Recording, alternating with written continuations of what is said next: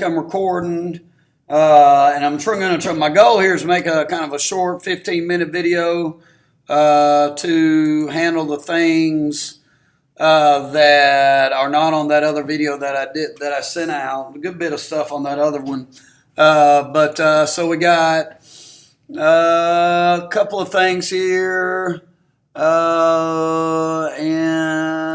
hold on just a second. Let me see if I can. Here's the review sheet.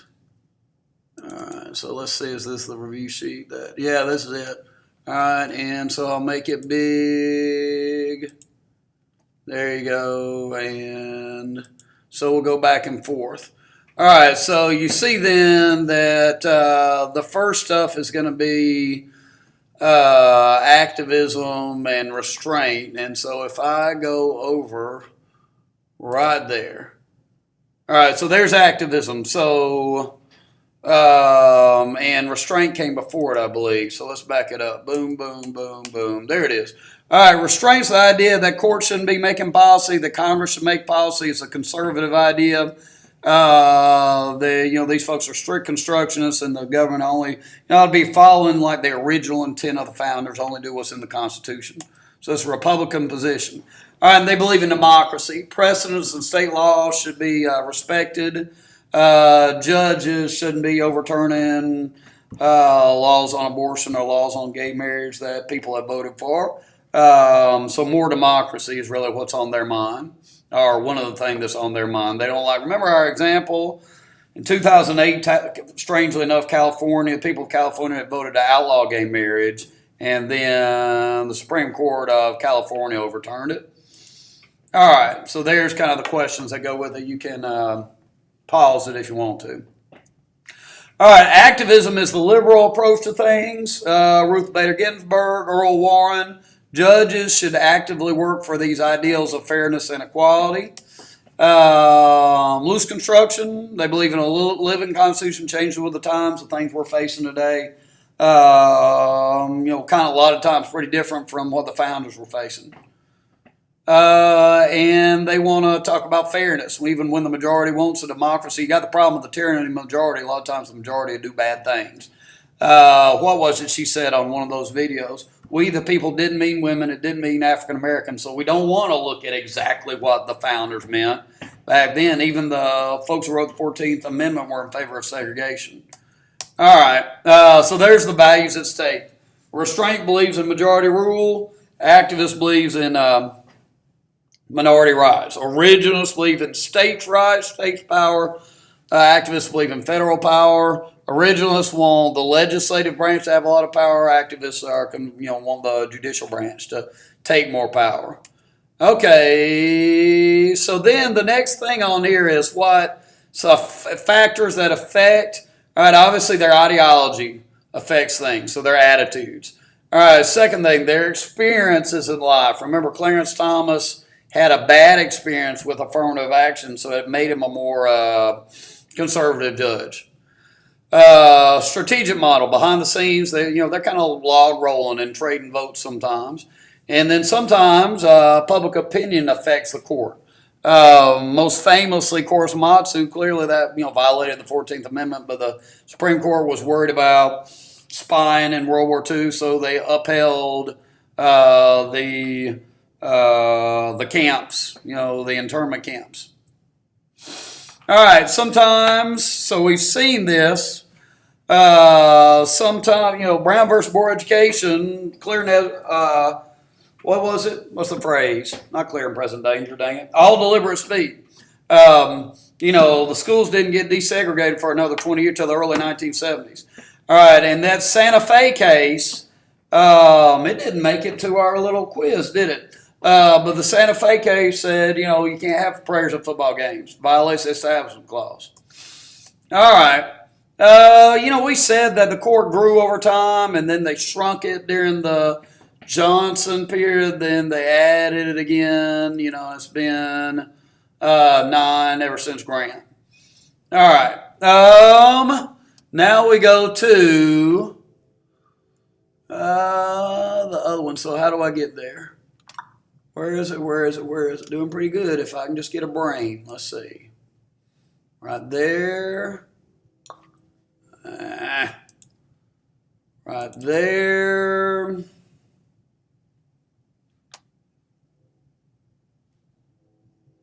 Let's go right here. And hopefully we'll get an establishment clause. Come on, baby, let's go. I apologize.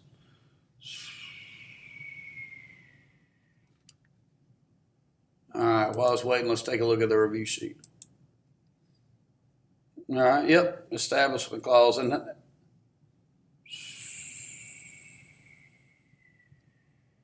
oh, look at that. Now look at that. Hey, you got nothing on, you need, gosh, that's terrible. Freedom of speech, limits, freedom of assembly, freedom of the press. So you really need all the First Amendment stuff before you get the 15th and 16th. All right, that's not good. All right, let's see what we're looking at. Okay.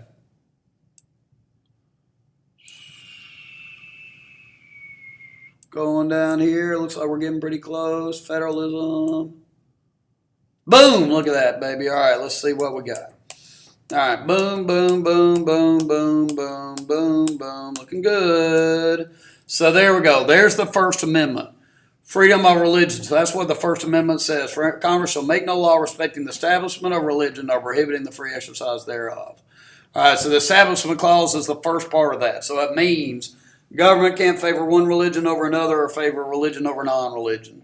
At least as it's been taken to mean by folks I would call maybe strict separationists. Jefferson's the guy who talked about the wall of separation between church and state, but it's not in, separation church-state's not written in the First Amendment there. All right, so our school prayer case is Engel versus Vitale. Remember the story? The court ruled that New York elementary school was pressuring those kids to pray when it told them, the teachers told them they could go outside, then they come back in every day. All right, so then there's the lemon test. So remember, I had the cheerleader sign.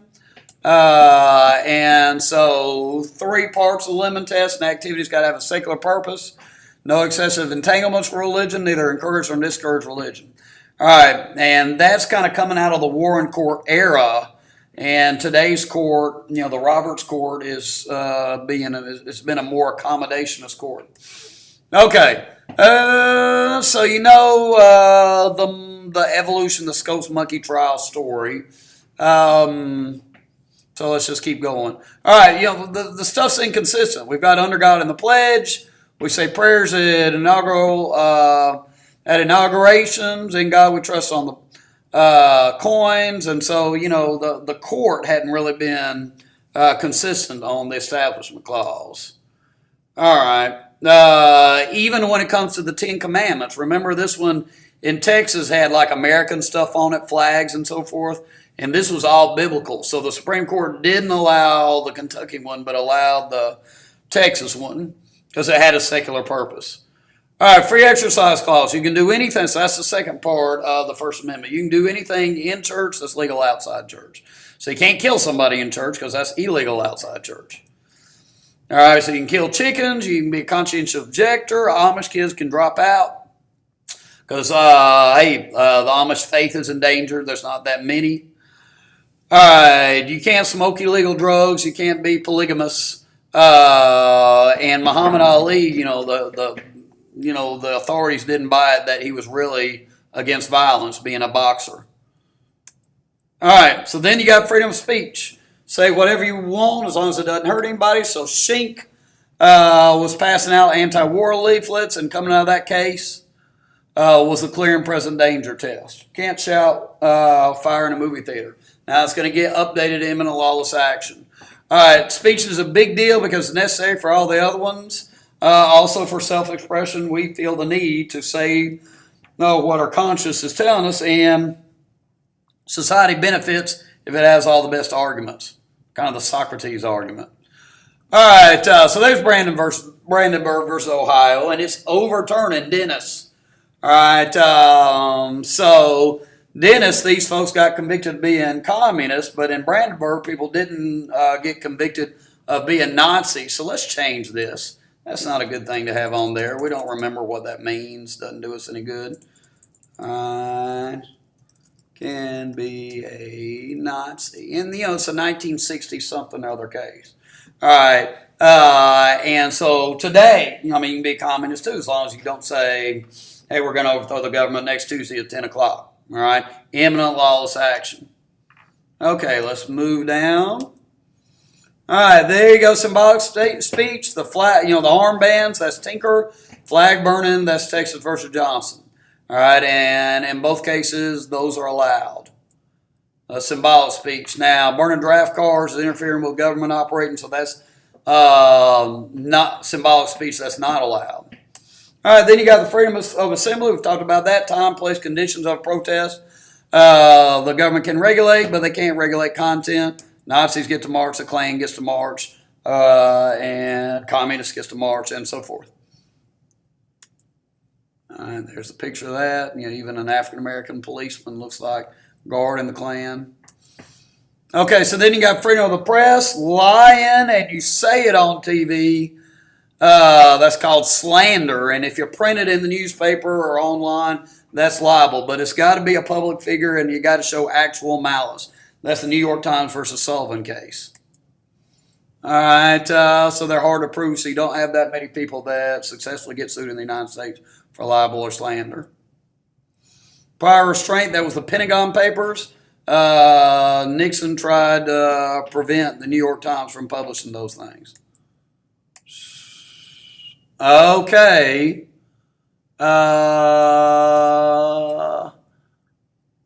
And it looks to me that that's where we got to. All right, so I'm going to go down here. Is that right? Let me make sure.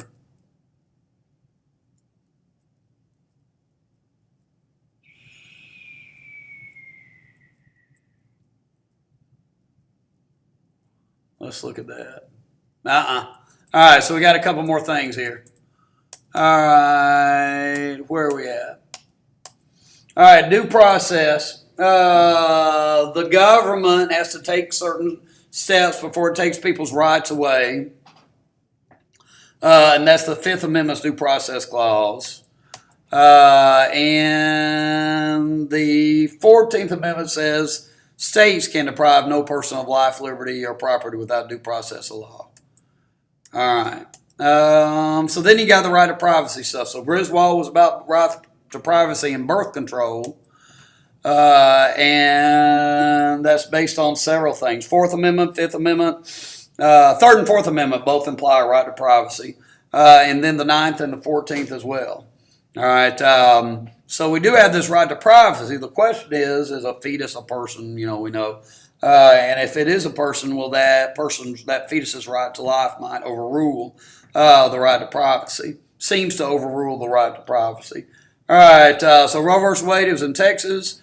Once the court ruled for Jane Roe, following precedent, stare decisis, all states had to follow suit, and so abortion's legal.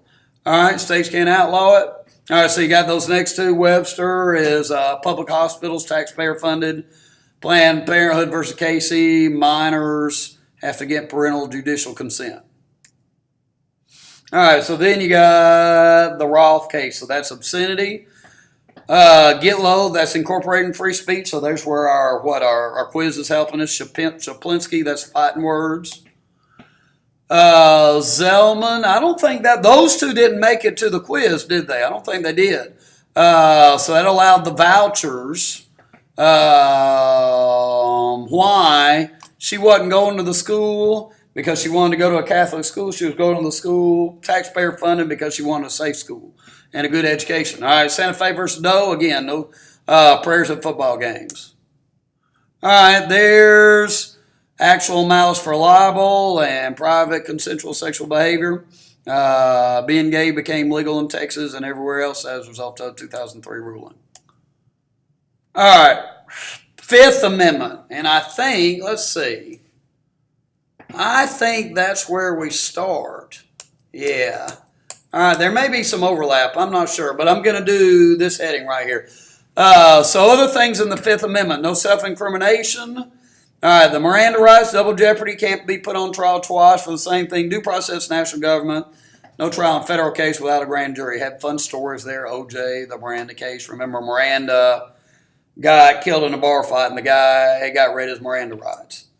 Okay, Gideon, that's the Sixth Amendment, speedy trial, and the right to counsel. All right, he didn't have a lawyer to start off with, but he appealed, went to the Supreme Court, and they appointed him a lawyer. Turned out the witness against him was the guy that did it.